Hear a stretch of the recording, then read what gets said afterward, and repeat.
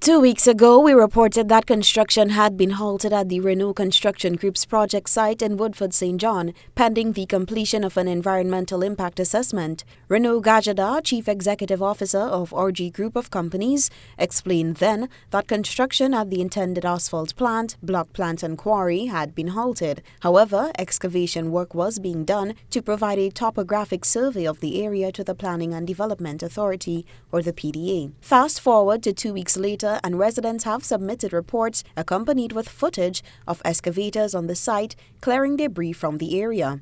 Janice Lessie, Chief Executive Officer of the PDA, told our news desk she contacted Sunil Pal, Operations Manager for Renault, on Wednesday, who said the only work being done was debushing and minimal excavation. She informed him that work must be completely halted until the completion of a scoping document, which must be done ahead of the environmental and social impact assessment. He has more or less agreed, because I said to them, the Planning Authority, we have provided the scoping document. The Planning Act depicts clearly the process. The process is that Planning Authority provide a scoping document which should be filled out by the developer, of course with some assistance from the ESIA consultant, and that includes community interactions and all of that.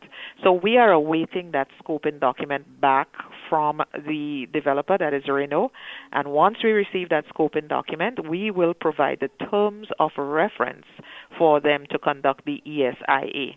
Leslie said the company has been cooperative and agreed to down tools until due process is followed. She gave an update on the status of the scoping document. I believe sometimes the cart can be put in front of the horse, as in that case. They had already engaged Jeco Caribbean to do an ESI for them. We have no problem with the company that they hired. However, the Planning and Development Authority must provide the scoping document.